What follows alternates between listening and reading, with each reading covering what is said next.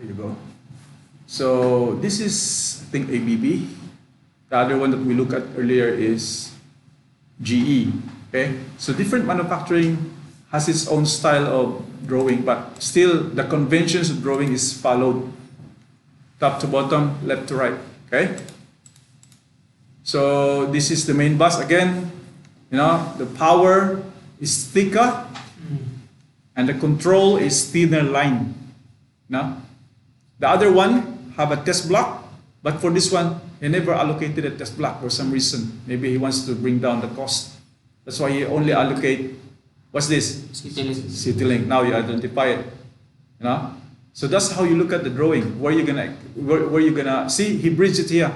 So it means in terminal X4, 7, 8, 19, he bridged it because when you deliver the panel on site, normally they bridge it, and people who will actually wire that one according to the requirements. If they're gonna use the CT, then wire to the relay. And what else? This is differential. Okay. So what do you notice here on this CT? See, it's good because this drawing is good because it gives you the direction of the load flow. This is the normal flow of current. So you have P1 and P2. It means that's the entry of the current flow from 1 to 2. So legend, protection and metering direction zone. So now if you look at the CT, you have 2000:1, core 1, and you have this specific specs, 0.05 PX 75. When you say PX, that's mostly used for differential protection, and X75. And if you go for ordinary overcurrent, it's a 5P20, that's what I've said earlier. And also, if you look at this 10BA, that's the burden. The burden is again capacity of the CT to push the current through as resistance, because this wire, we don't know how long it is. So the burden will change if you need to wire this a very long distance, like externally or through another switch room. So this is your resistance, and your burden will go here. That burden is computed in order for you to determine the specific VA of this CT. So this is, when you say 5P20, that's an ordinary overcurrent CT. What else? This is now your VT, primary and the secondary. Again, it will go to a breaker. Same thing as the equivalent of the GE. Same thing. The only difference is on GE, you have test block here before you go to the relay. This is MyCom P145. And this is your CT link. So CT link, again, you test. Normally we inject it here, but make sure that you open this breaker and lock if this is energized, if you still have voltage from the bus. So wiring wise, it means that if you have terminal number of X19, this X19 can be seen as well in the line side of the control breaker. X19 plus there is some kind of prescription, some kind of red, white, blue, something. You see here, E412, 32, 452. Actually, it's a good schematic. So that's it. Any question? If there's any question, we can discuss it there. Yes. Yes. So reference to this drawing, or maybe any other drawing available, could you just maybe show us how the intertrip works? Like the intertrip. The intertrip? Yeah. I'm trying to wrap my head around. Okay. Intertrip. Like, for example, this one here. This is intertrip. This one is remote panel. Remote panel. So you see that hidden line like that? From the factory, they put it that way because it's up to you on site how you're gonna do it. So like, for example, if this strip circuit, I'll connect this to auxiliary contact of the LB breaker. on the LB breaker, when the LB breaker trips, there's an auxiliary contact on LB breaker that this one will close. Once that one is closed, since this is the circuit for trip circuit supervision, it will trip this coil here. So that's time that your relay never initiate the trip, this relay contact. But because of the downstream, after the transformer, like for example, this one here, it's another one. This one here, like for example, this is your breaker in where that specific schematic, and in your downstream, like for example, 6.6 kV to 415, so on. And if this one trips, I don't want a active voltage on the line side. So I'll ask some of the designer, maybe I can pick up another normally open contact here and wire that straight to another sub going here on that specific terminal block. It's just an email as a designer. I want to wire this specific auxiliary contact from the LB breaker to this. Once that one trip downstream, doesn't matter how far, or another sub, and that one will initiate the close contact, your trip circuit, trip coil, your opening circuit or your trip coil, this one will get energized and trip the breaker. So that's how you do it. Yeah, so it's hidden line. Sometimes there's a note. This is a raw drawing from the factory, but in the as-built drawing, they call this as-built. They're gonna put some kind of note or asterisk 1, on the legend that keep in mind that this will receive trip signal from this specific LB board, this specific LB board. So in my previous company before, if we want multiple of intertrip, what we're gonna do? All I need to do is I put another line here. Another line here. And multiply it, and what else? And bridge them. Bridge it together. Bridge it together. Even this one came from a transformer trip. It can, like a device. PRV, pressure relief device. Once the pressure relief device trip, that one will close, trip the breaker, And what else? It's up to you. We can multiply that. Normally, they allocate a couple of terminals that you can bridge that to this specific circuit. So that is your intertrip. Yes, sir, Cueto. So while we're on the intertrip, so when you have a normally closed, normally closed contact for intertrip, how can you tackle that when doing testing? Come again? When you have a normally closed contact on the intertrip, okay. how do you test that? Yeah. So that's the thing, You have to bear in mind that there is a intertrip that shunt trip and under voltage trip. This is shunt trip. And there is a under voltage strip that if you remove the voltage, the solenoid will release and will trigger. You see that? You encounter that one? You have to be very careful on that one. Because if that intertrip, and if you want to measure that normally closed contact, of course, you disconnect that, it opens. So that is a danger of that. So all the intertrip, you have to look at, is this all normally closed or all normally open? If there's one normally closed, you have to investigate. Because once you undo that, it's like simulating that contact will open. Straight away will trip. So on the intertrip circuit, you have to check, is this all normally closed or normally open? Because there are some solenoid, that when you supply the solenoid will retract. Once you remove the supply, there is no magnet to hold the spring, and it will trigger the trip on the firing pin of the breaker. And then that's the issue coming from, because you never analyze the schematic properly. So not all the intertrip is like this. There's some intertrip some of them are normally closed. So you have to find ways that this should be always normally closed, and you have to speak to the client, look, if you really want this in your PMI, there is a risk let them know.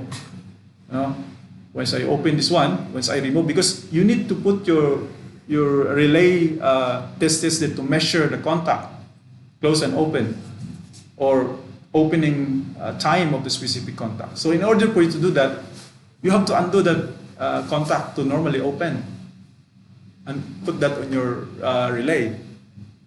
So it's not always normally open. Yeah, thanks for the question, Cueto. Because if you don't ask, I cannot elaborate further.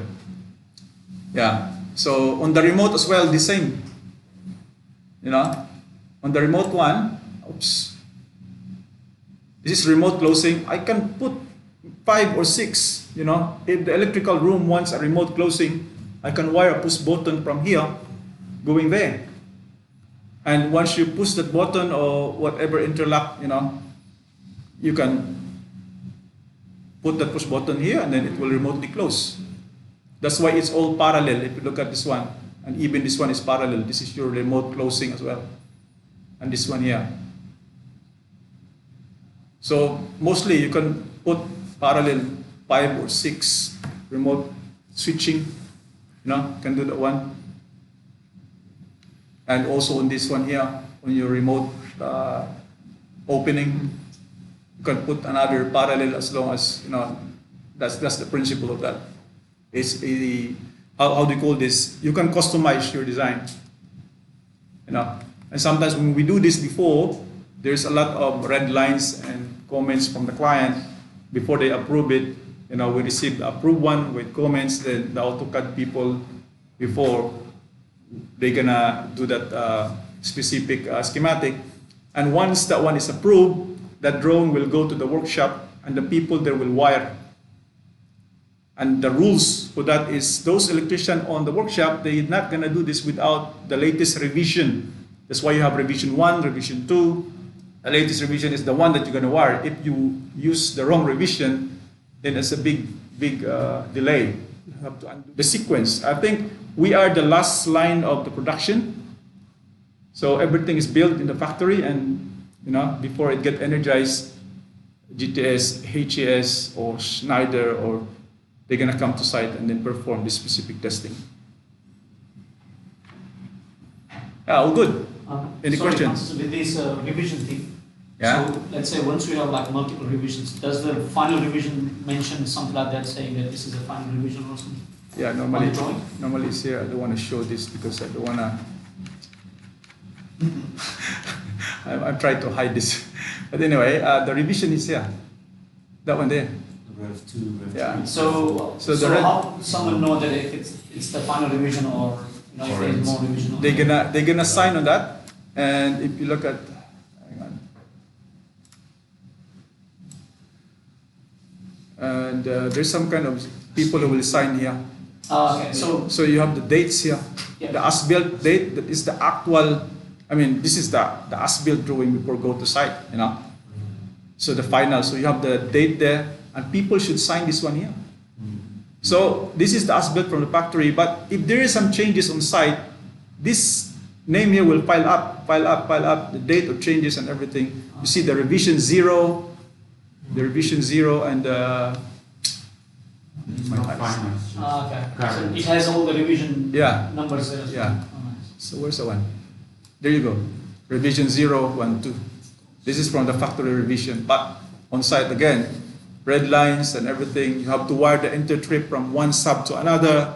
So that one will be reflected on the drawing. Then there you go. You have to final as-built from the site. So when there is a changes on site, will that call as built as well, or Yeah. Okay. Yeah. Once that one is energized and they agree, this is it. So red lines and green lines, that one will be finalized for final submission as the as-built. That's good. Yeah, if you ask question, then we can discuss more. Yeah. So remote panel again. So yeah, all this information, you have that one. The group of the terminals X3, that's terminal block X3, 1, 2, 3, 4, 5, and so on. And it should be labeled as this, K23. All of them are K23. Go to this one. So that's one terminal block. Yeah. It's a group of X3 terminal block. Because you can see that on the label of the terminal block, what group it is belong to. So all of this label, again, if this is relay, you go to the manual of the relay. What kind of terminal is this? What's this? IN means inputs. Yeah. So I think pretty much that's it. And then I think you have to develop your, how you read the terminal, the schematic, but that is the conventions of it. If you read if you read this specific drawing, treat it as the energized state. And you have to think of it, what if I switch on the breaker now? Which terminal will be energized? Of course, this to here. This one here is energized, but not up to this one here. This one is energized, loop. But this one here, X3, 39, and 41, is not energized because the contact is open. But if you move this rack into rack in position, that's the time that the one will close. So I have an indicator now is rack in position. So that is the convention of drawing. So just remember that convention and you'll be all right. So you think of them as like normally closed and normally open switches into something's initiated. Yeah. Vice versa. Yeah. So like for example, this relay here, Yeah. it's normally open, isn't it? Because there's no fault. That's right. This is in normal condition. Once you trip the relay or there's a fault, you test the relay, that contact will move and will initiate the trip. That's why you have to put your relay tester to measure the speed of the contact as well. If it is fast or not, is according to the specification of the manufacturer as well. Plus or minus 5% or how many cycle. So it's up to the criteria given by the manufacturer itself. Another question, Francis. Yes. Maybe some of the relays, you have like a fail-safe context. Yeah. Some relays, they, once you power up, the relay changes context. Yeah. So in our scenario, we assume that these drawings are for the equipment when it's de-energized. Yeah. So how does it work with these, relays which has those kind of contacts? On the field safe, if the relay is not energized, the contact might change. There are some kind of fail safe. If this one on the software, you can program this fail safe. Yeah. It means that if the relay is switched off, that contact will close. If the relay is de-energized, it means maybe this breaker is switched off. So if that one is switched off, then you don't have protection because the relay is dead. So if that's the case, if I don't have protection, now it's understandable or it's ideal to program this as fail-safe so that if the relay is off, that one is closed and it will trip the breaker. It will trip the breaker because I have no protection, I have to trip it. So there's a separate circuit sometimes for the relay and a separate circuit for this strip circuit of this specific breaker. At the moment, this one is combined. The circuit is supplying the relay. I'll check. I'll double check. Maybe not. I'll check. Normally they separate it. Have a look. Where is the relay? Here. So there you go. Separate breaker. So if your circuit for the tripping and closing is energized, and then your relay, you forgot to switch on your relay, and this is the energized, this is supply A1 and A2, it means you don't have really protection. So program up to fail safe, and even this one is energized now for the circuit, it's still tripped because this is a different supply. And the fail safe, close that one. There's something wrong, you cannot energize. And sometimes the electrician on site was swearing, the heck, I can close it, but you forgot to energize the relay, to put it on a healthy position in order for the relay to do its job. And then when you switch on that breaker and energize the relay, this will go back to open position. It means healthy. I'm ready now to protect the system. Yes, Cueto. One last question, hopefully. And this sort of a guideline for redlining drawings. Like, what's the sort of guidelines? Is there restrictions to qualification, and also just like a general guideline when you're redlining a drawing? What exactly? When we do it on site, Normally 2 people will do. So when I did it on site before, I'll do I'm holding the schematic like this schematic, holding the one, and I'm holding as well the green line. So I have the red line, green line, whatever the agreement, which ones you're gonna highlight. So once I ask the electrician, this FB30, okay, switch on the FB30, and I want you to connect your multimeter from X31 and X310. So yeah, he tell me, okay, I read 48 volts. Okay, I highlight that one there. Highlight this, or maybe this one here. Highlight this up to here. Okay, and the other one as well. And I highlight this one here as well. Oh. Yeah, so remove that one. Highlight that up to here. And so on, And then I asked him move to this terminal and the bottom, and you have to individually poke this here. This is the terminal of the selector switch. You have voltage here? Yes. Yes, I mentioned it to him. And the terminal number 5, the selector switch. Okay, if that one is okay, so I'm gonna highlight it again. Okay, that one is confirmed, this one here. That one, and then that one. Okay, move here. And then up that one is okay until here, and until here, and this 2 here. So all of this positive. I asked him, it's all positive, isn't it? Put your positive there. Yeah. And then we highlight it. And if one of them are not energized, let's say, sorry.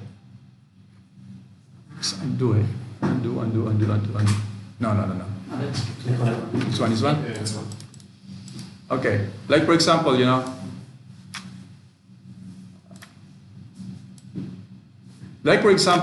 when I ask him, to put his terminal somewhere here on this terminal A1, the last one, and he said, oh, I don't have any voltage.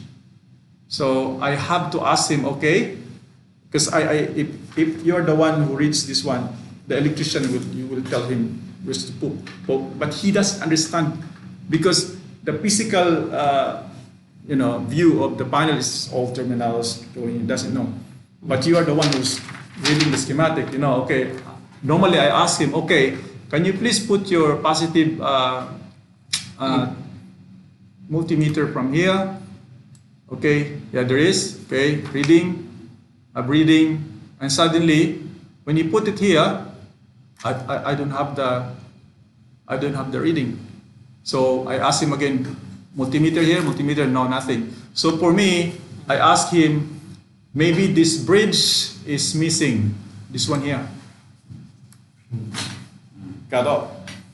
So now we put some kind of punch list, we call this punch list, highlight that one, and give it to whoever supplied the board, to check it, rewire it, or identify that one is missing. That's why this specific circuit is just gone.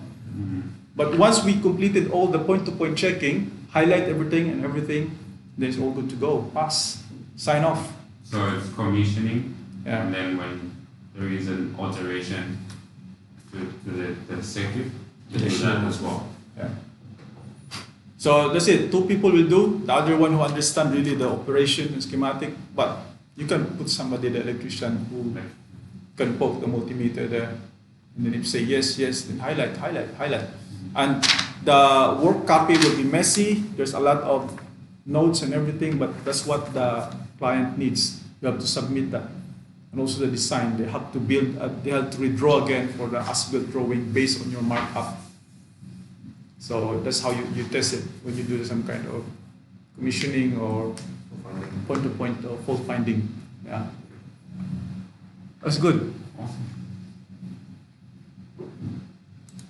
That's why if you have the correct drawing, it's really, really important to have that one.